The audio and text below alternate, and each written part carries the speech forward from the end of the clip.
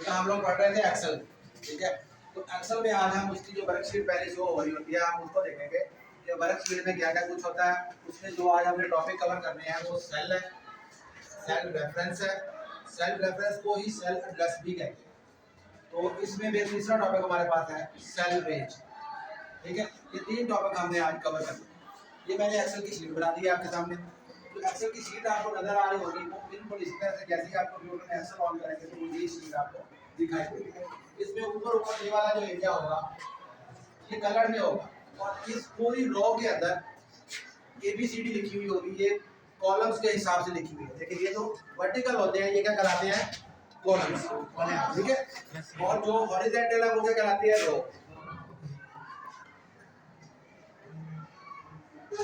ये कॉलम्स और रो मिल के क्या बनाती है, एक्सेल शीट बनाती है, ठीक है।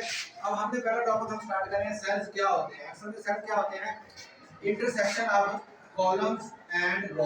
इंटरसेक्शन क्या होता है, रो का और कॉलम का मिलना। देखिए हम फॉर एग्जांपल ये नेम है हमारे पास, आ कॉलम का नेम है, तो ये कौन सा कॉलम चल रहा है, ए। और यहाँ पे हमारी रो इससे टकरा रही है, फॉर एग्जांपल हम 2 रो को ले रहे हैं, तो ये क्या बन रहा है, एक बॉक्स बन रहा है। इससे ए कॉलम के मिलने से और रो नंबर कौन सी है, 2, तो दोनों में मिलकर क्या बना रहे हैं, एक बॉक्स बना रहे हैं। इस बॉक्स को क्या कहते हैं हम लोग, सेल। समझ बात।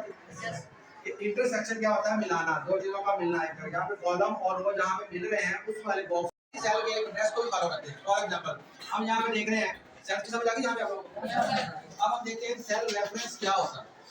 सेल रेफरेंस को ही सेल एड्रेस भी कहते हैं। सेल रेफरेंस क्या कराता है, जब भी आपने किसी को फार्मूला यूज करना है, कैलकुलेशन करनी है, तो उसके लिए हमें क्या चाहिए होगा, सेल रेफरेंस या सेल एड्रेस। अब सेल एड्रेस क्या होता है, सेल एड्रेस से सेल रेफरेंस क्या होता है, हमने कॉलम को देखना है कौन सा कॉलम है और रो कौन सी जा रही है, ठीक है। फॉर एग्जांपल हमने यहाँ पे कोई वैल्यू लिख दिया 39, अब मैं 39 जो लिखा हुआ है इसके सेल रेफरेंस को देखना चाहता हूँ, इस सेल के रेफरेंस को देखना चाहता हूँ, इस सेल के एड्रेस को देखना चाहता हूँ। कैसे देखूंगा कि हम यहाँ पे आएंगे कॉलम में, कॉलम कौन सा है, सी, और यहाँ पे रो कौन सी है, 2, क्या बन गया ये, ये जो C2 बना हुआ है ये ही कहलाता है सेल रेफरेंस या सेल एड्रेस। हमने यहाँ पे बाकी कैलकुलेशन पे इसी सेल को रेफरेंस को यूज करते हैं।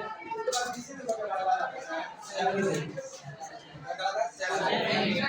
अब एक तरतीब के साथ जो जुड़े हुए सेल्स हैं उनको जब हम एक से ज्यादा सेल को सिलेक्ट करते हैं, फॉर एग्जांपल हमने यहाँ पे भी वैल्यू लिख दी, यहाँ पे भी लिख दी, यहाँ पे भी लिख दी। अब इन सारी वैल्यूज को हम चाहते हैं कि यहाँ पे प्लस करने, माइनस करने, कोई भी कैलकुलेशन करते हैं, तो हमें ये सारी वैल्यूज चाहिए और ये कॉलम्स भी सारे क्या है, साथ साथ मिले हुए हैं। तो इस सूरत में क्या करेंगे, इसको सिलेक्ट करेंगे सारे कॉलम्स आपस में जो साथ साथ है, ठीक है, आपस में जो साथ से जुड़े हुए। अब हमने इसको कैसे रेंज देनी है, हमने इसको सेल को सेल रेफरेंस के हिसाब से देते हैं और रेंज देने हैं। अब कॉलम का साइन यूज करते हैं। कॉलम का साइन क्या होता है, इसमें 2 डॉट्स होते हैं, ठीक है, कराता है कॉलम साइन।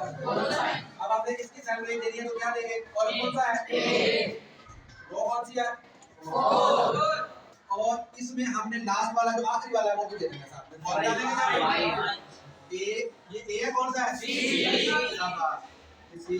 और कौन सी रो कौन सी है, 4, तो ये क्या कहलाएगी हमारी सेल रेंज।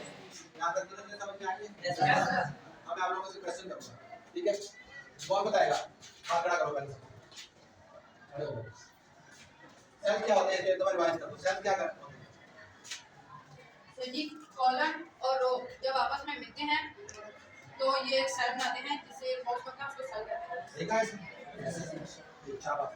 और सेल रेफरेंस क्या होता है, सेल रेफरेंस जब कॉलम और रो में मौजूद एक नंबर, कॉलम का नंबर और रो का नंबर क्या कहते हैं, मिला के जब हम उसको उसका एड्रेस बनाते हैं तो वो क्या कहलाता है, फॉर एग्जांपल हमारे पास ये कॉलम चल रहा है डी, और इसमें जिस भी हम रो में आएंगे वो क्या कहलाएगा, जब डी है, डी वाले में आ रहा है तो हम इसका अगर सेल रेफरेंस लेना चाहेंगे तो वो क्या बनाएगा, डी, ये क्या कहलाएगा, डी, क्या कहलाएगा, सेल रेफरेंस, शाबाश।